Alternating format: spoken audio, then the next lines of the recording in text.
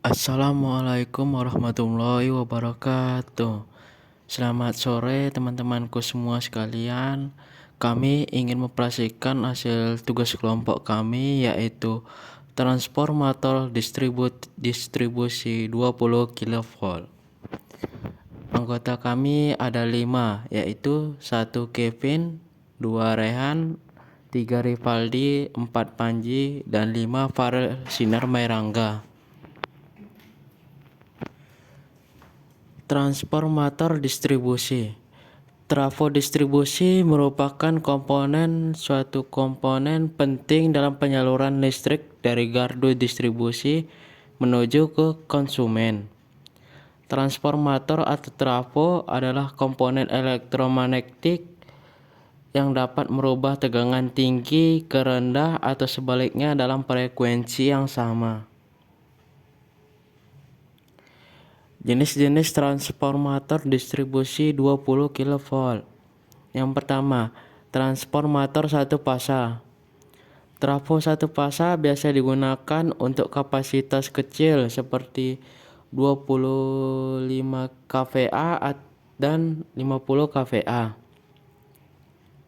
Biasanya dipasang di tengah-tengah permukiman penduduk dengan kapasitas pemakaian yang tidak terlalu besar. Yang kedua, yaitu transformator 3 fasa. Trafo 3 fasa digunakan dalam memenuhi kebutuhan pelanggan dengan kapasitas mulai 50 kVA sampai dengan 1000 kVA. Biasanya dipakai pada pelanggan dengan kebutuhan kapasitas yang lebih besar, industri menengah ke atas, atau gedung-gedung kantor. Konfigurasi radial. Konfigurasi yang diterapkan di suatu daerah merupakan hasil pertimbangan antara alasan teknis dan ekonomi di lain pihak. Alasan teknis ini berupa keandalan, stabilitas, dan kontinuitas pelayanan energi listrik. Sedangkan alas dan ekonomis didasarkan pada peralatan material yang digunakan untuk membangun suatu konfigurasi dan jaringan distribusi. A. Jaringan satu sumber pengisian. Cara penyaluran ini merupakan paling sederhana. Gangguan yang timbul akan menyebabkan pemadaman. Yang kedua, jaringan dengan beberapa sumber pengisian. Keandalannya lebih tinggi. Secara ekonomi lebih mahal karena menggunakan perlengkapan penyaluran yang lebih banyak. Pemadaman akibat gangguan juga dapat diminimalisir. Konfigurasi jaringan distribusi. Ciri konfigurasi radial adalah bila antara titik sumber dan titik bebannya hanya terdapat satu saluran. Tidak ada alternatif saluran lainnya. Bentuk konfigurasi ini merupakan bentuk dasar, paling sederhana dan paling banyak digunakan. Dinamakan radial karena saluran ini ditarik dari titik sumber ke cabang-cabang atau titik-titik beban yang dilayani. Ciri-ciri dari konfigurasi jaringan radial sebagai berikut. A. Bentuknya sederhana. B. Investasinya relatif murah. C. Kualitas pelayanan dayanya relatif jelek karena ruginya tegangan dan rugi daya yang terjadi pada saluran relatif besar. D. Kontinuitas pelayanan daya tidak terjamin, sebab antara titik dan sumber titik beban ada satu alternatif. Jika terjadi gangguan akan padam. Konfigurasi loop. Konfigurasi jaringan ini merupakan jaringan dengan bentuk tertutup. Disebut juga dengan bentuk jaringan ring. Konfigurasi loop merupakan variasi dan konfigurasi radial.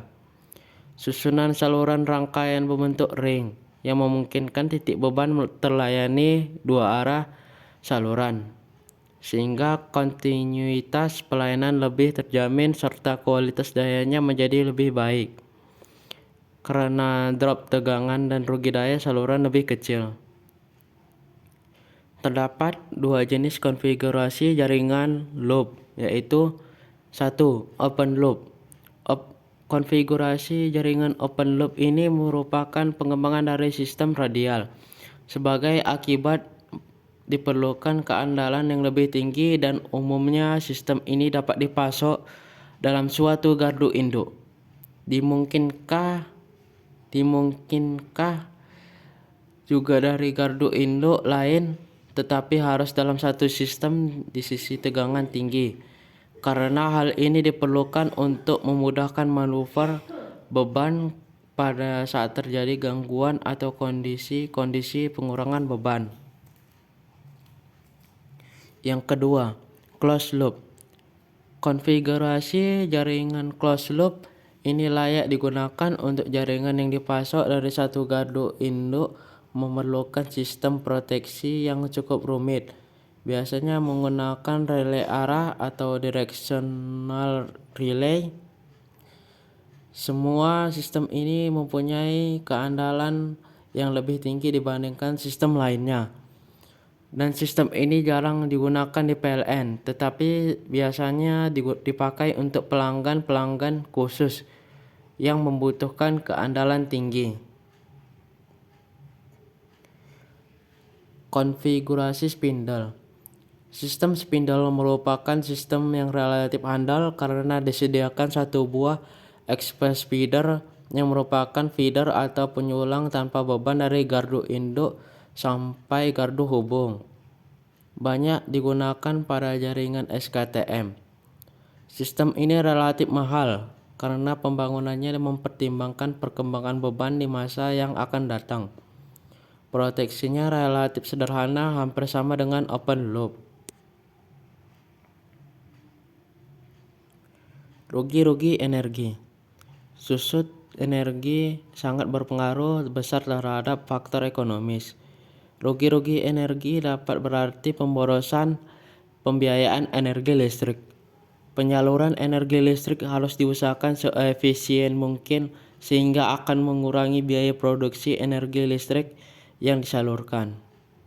Hal ini dapat berarti penghematan energi listrik sehingga jika kelebihan pasokan energi listrik dapat disalurkan ke wilayah lain yang kekurangan pasokan energi listrik melalui sistem interkoneksi. Susut energi juga disebabkan oleh beberapa faktor, seperti jauhnya daerah penyaluran tenaga listrik dari sumber atau supply, voltage drop, ketidakseimbangan beban, umur peralatan, diameter penghantar, dan lain-lain. Bila susut terlalu besar, sistem penyaluran energi listrik menjadi tidak efisien.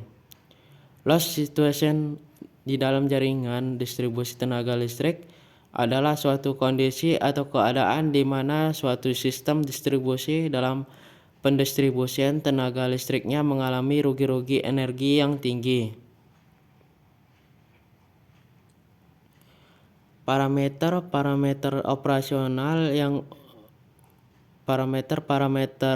operasional utama yang digunakan dalam perhitungan technical losses adalah 1. Jumlah energi yang melalui gardu induk, penyulang atau suplai energi ke konsumen. 2. Pembacaan telemari. Yang ketiga, pemeriksaan pengukuran yang dilaksanakan dalam 1 bulan.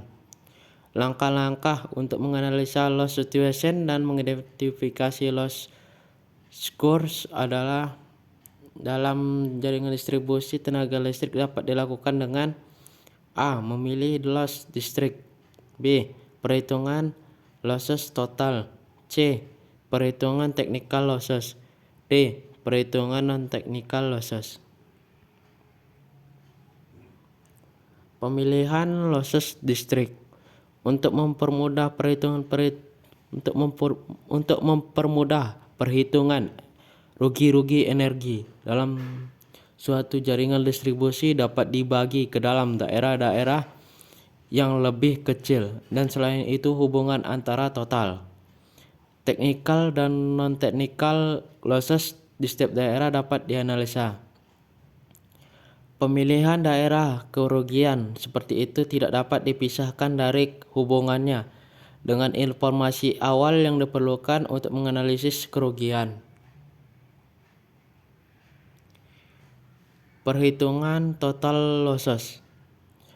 Penyaluran energi listrik yang berlangsung di dalam jaringan merupakan bagian yang tidak dapat dihindarkan dari biaya, di mana adanya selisih dari jumlah energi yang memasuki dan meninggalkan suatu jaringan. Ini menunjukkan adanya rugi-rugi yang terdapat dalam jaringan tersebut.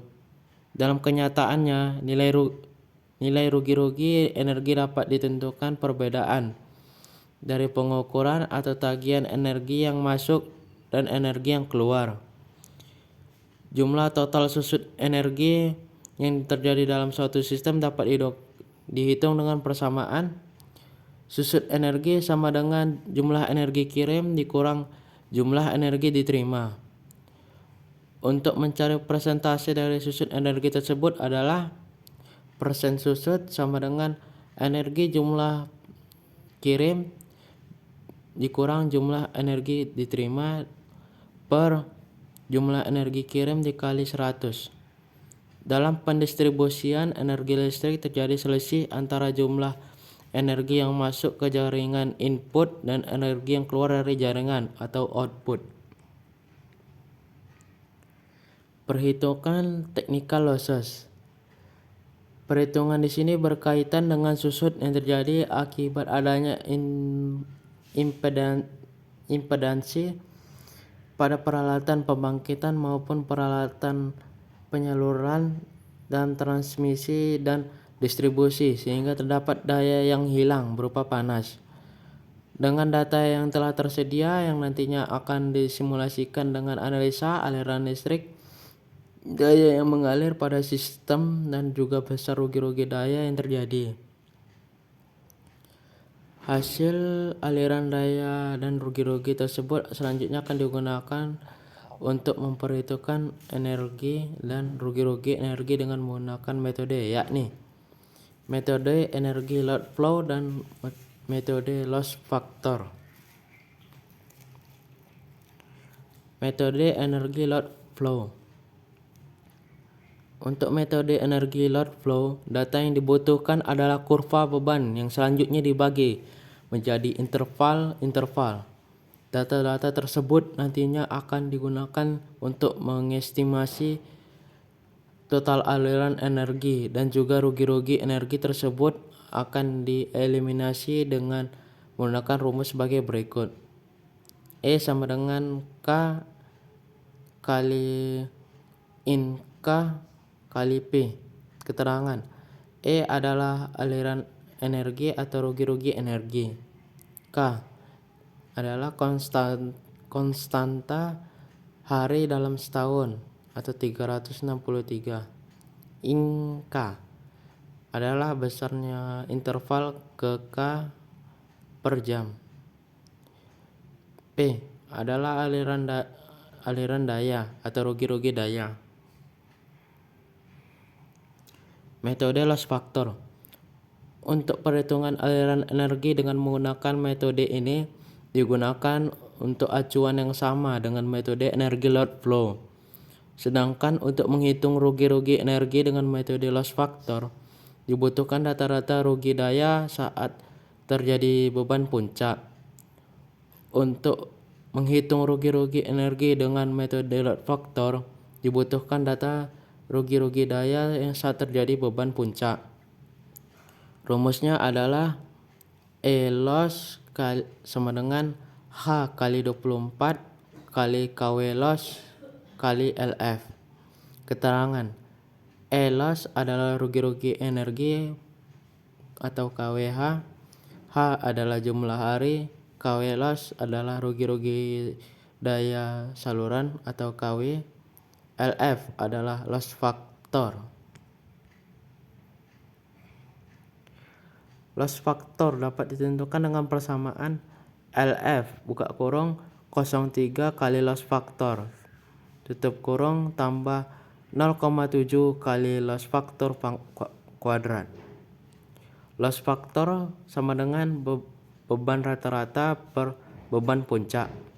Sedangkan untuk menentukan besarnya persentase dari rugi-rugi energi yang terjadi pada jaringan digunakan persamaan persen E loss JTM sama dengan jumlah energi kirim dikurang jumlah energi diterima dikali 100% per jumlah energi kirim. Untuk menghitung besarnya rugi-rugi trafo pada kondisi terbeban dapat digunakan persamaan KW loss dikurang TRF kurang LF buka kurung KVA load per KVA rated kali KW loss rated. Keterangan KW loss dikurang TRF dikurang LF adalah rugi-rugi beban trafo KW. KVA load adalah beban trafo KVA. KVA rated adalah kapasitas trafo KVA. Itulah hasil representasi kami. Kesimpulan dari ini adalah trafo distribusi 20 kV adalah jenis trafo yang digunakan untuk menurunkan tegangan listrik dari 20 kV menjadi tegangan yang lebih rendah. Biasanya digunakan untuk keperluan distribusi listrik di area perkotaan atau industri. Trafo distribusi ini memiliki beberapa kesimpulan yang penting, yaitu 1. Trafo distribusi 20 kV berfungsi untuk mengubah tegangan listrik dari tinggi menjadi rendah agar bisa digunakan oleh rumah tangga dan industri. 2. Trafo distribusi menggunakan prinsip elektromagnetik untuk mengubah tegangan listrik. Yang ketiga, trafo distribusi 20 kV memiliki peranan penting dalam mendistribusikan listrik secara efisien dan aman. Yang keempat, trafo distribusi ini biasanya terletak di gardu induk atau gardu distribusi sebelum listrik disalurkan ke konsumen. Yang kelima, trafo distribusi 20 kV juga dilengkapi dengan berbagai sistem proteksi untuk menjaga keamanan dan keandalan pasokan listrik. Oke, itulah hasil representasi kami. Apabila ada kesalahan dan kurang-kurang, mohon maaf. Trafo distribusi 20 kV begitu gagah menyediakan listrik bagi kota yang raya. Dengan tegangan yang tinggi diubah menjadi rendah untuk rumah tangga dan industri, listrik pun terpasang. Sekian dan terima kasih.